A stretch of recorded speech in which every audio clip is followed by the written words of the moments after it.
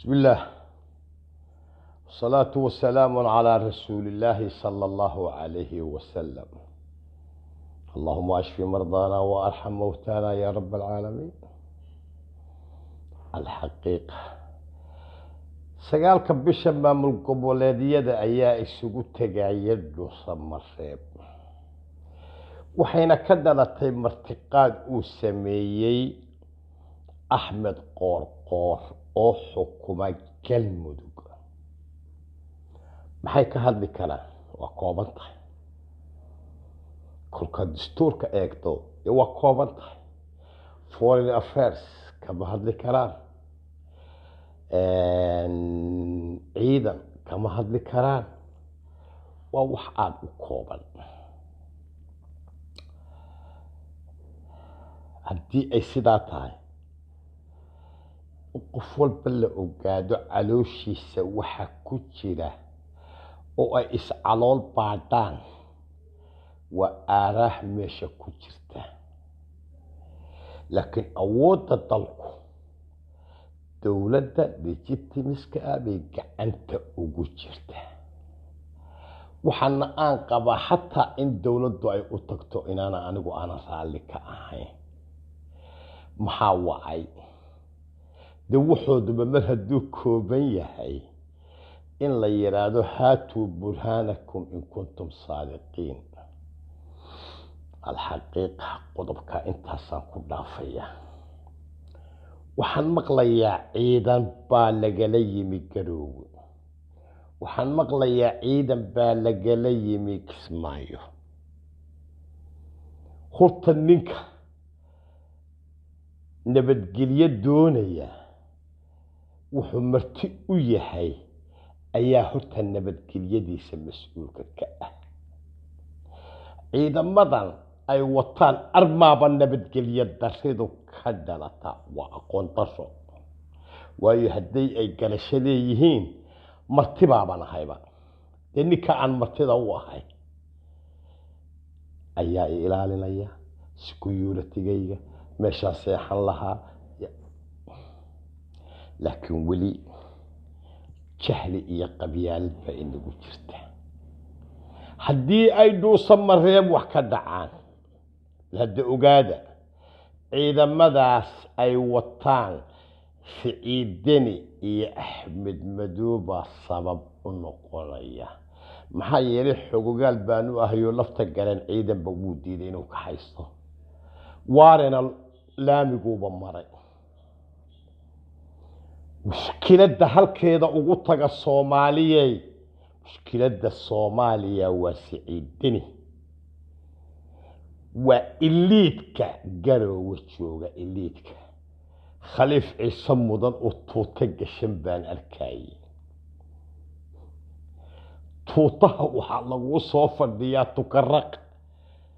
tukaraq baa tegi kari weyday markaasaa dhuusamareeb u soo tuuta gashatay.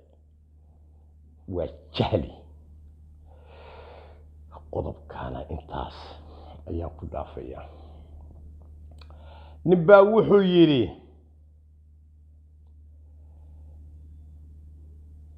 ilaahow dhagxanya soo daadi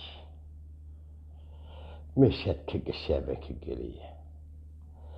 waxaan ogaaday in doorasho dadban ay rabaan maamul goboleedyadu iyo madax dhaqameedyadu iyo siyaasiyiinta doonaya kursiga madaxtooyada qaarkood.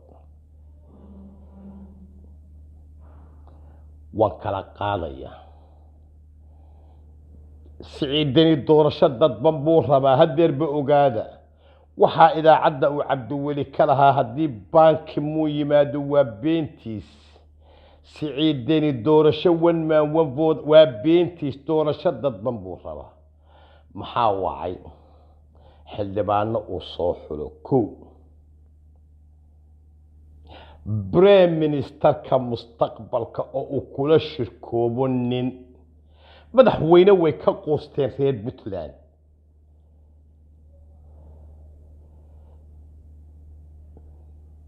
ودب وركيغاس doorasho dadban anigu waxaan qabaa inay maxamed cabdilaahi farmaajo madaxweynaha maanta jooga dani ugu jirto iyagu si kale u duulayaan oo si kale u arkayaan laakiin dawladda maanta jirta way ka duwan tahay madaxdii hore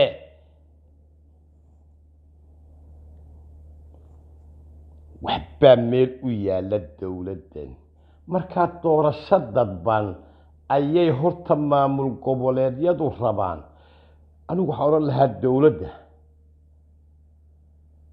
la wada ninkii diiday one man one vote ninkii diiday inay Soomaali hore u socoto ninkii diiday wixii lagu heshiiyay 2016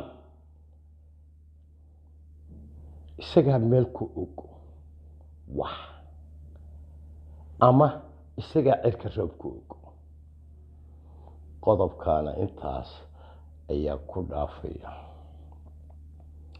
nasiib darro reer Puntland nasiib darro haysata elite baan u noolayn siyaasi baan u noolayn masaalix shakhsiya niman wata ayaa ilaahay baday mana aha shacab ka gilgilan kara oo dantooda garan kara ma aha shacabka Puntland ma aha shacab wadaniya waayo hadday yihiin way ka gilgilan lahaayeen Faroole Siciidani Cabdiweli Cumar Cabdirashiid imikana waxa ku soo biiray Juxe oo kitaabkiisu noqday SSDF